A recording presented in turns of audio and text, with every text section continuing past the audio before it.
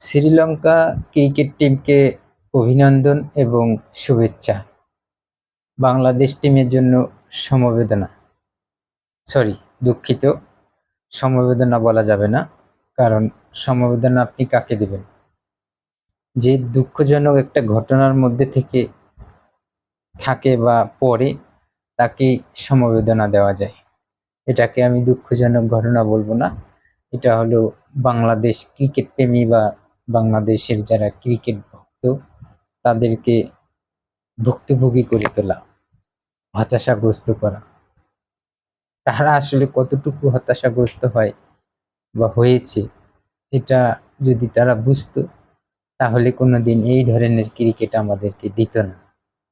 যুগের পর যুগ, দিনের পর দিন, বছরের পর বছর এভাবে আমাদেরকে দিত না বা আমরা এই ভুক্তভোগী হতাম না। দেখেন, আমরা চিন্তা করলাম যে এটা আজকের খেলাটায় চিন্তা করলাম যে এটা batting wicket, batting friendly wicket. Sri Lanka যেভাবে রান করেছে, তারপরও প্রথমে যেভাবে উইকেট পড়েছে, তাদের 3টা উইকেট, চিন্তা করলাম যে তারা বেশি দূর যেতে পারবে না, কিন্তু তারা ঘুরে দাঁড়িয়েছে। মেন্ডিস একাই 124 রান করে ফেলেছে। একটা অ্যাগ্রেসিভ ক্রিকেট খেলে পুরা ম্যাচটাকে সে একাই ঘুরিয়ে দিয়েছে। আরেকজন 50 করেছে। তারা ঘুরে দাঁড়িয়েছে। তারপরও মিডিলে যে রানের গতি দেখলাম, সেখানে দেখা গেল যে তাদের 300+ রান হয়।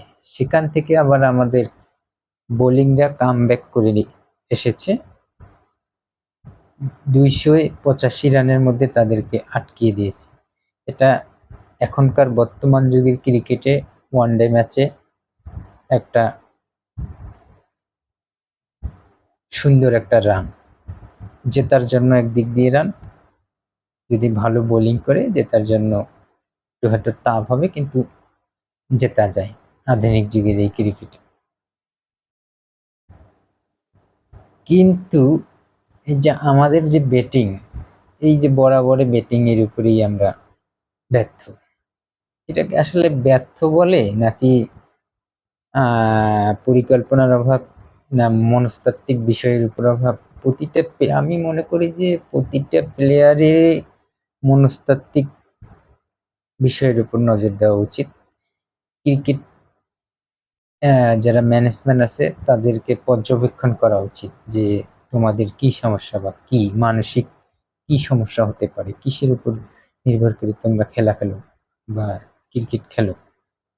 এদের এই পর্যবেক্ষণ করে মন মাইন্ডটাকে এমনভাবে তৈরি করা উচিত যাতে তারা খেলার প্রতি কিভাবে খেললে কিভাবে জয় পরাজয় আসে সেটার উপর নজর দেয়।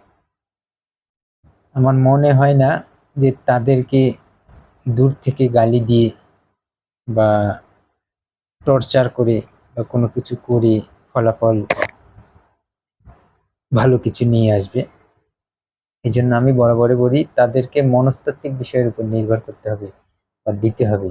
আসলে তাদের ব্যর্থতাটা কোথায়? মানসিকভাবে তারা ভারসাম্য হারিয়ে ফেলে, নাকি খেলার মধ্যেই তারা ভারসাম্য হারিয়ে ফেলে? যাই হোক, শ্রীলঙ্কা টিমকে অভিনন্দন জানাই। বাংলাদেশ টিমকে সমবেদনা জানানোর ভাষা আর কি আমার কাছে নাই। মানে সমবেদনা জানানো যায় কখন? যখন যদি তারা এই যে 285 রানের একটা টার্গেট, এটা যদি কাছাকাছি যেয়েও যদি একটা ফলাফল ভিন্ন হতো, তারপরে সমবেদনা জানা যায় যে ব্যাড লাক, আমাদের ভাগ্যে নেই। কিন্তু ভাগ্যে গড়ার একটা সুযোগ থাকে, সেই সুযোগটা যদি তারা করতে না পারে বা তৈরি করতে না পারে বা নিয়ে আসতে না পারে, তাহলে এটাকে সমবেদনা বা দুঃখজনক ঘটনা বলে অত্যন্ত আমার কাছে মনে হয় না যে এটা দুঃখজনক বা সমবেদনা দেওয়ার মতো একটা পরিবেশ। যাই হোক, গালিও দিতে পারবো না, বা মনও খারাপ করতে পারবো না। তারপর পরিশেষে সমবেদনায় জানাইলাম আগামী ক্রিকেটে বাংলাদেশ ক্রিকেটের ভবিষ্যৎ উজ্জ্বল হোক, এটা আমরা বরাবরই চাই। ম্যাচ হারি মন খারাপ হয়, বরাবরই আমরা শুভকামনা জানাই। বাংলাদেশ টিমের জন্য শুভকামনা, শ্রীলঙ্কা টিমকে শুভেচ্ছা, অভিনন্দন। তারা ভালো খেলেছে, তাদেরকে দিতে হবে। ভালো থাকবেন সবাই, আল্লাহ হাফেজ।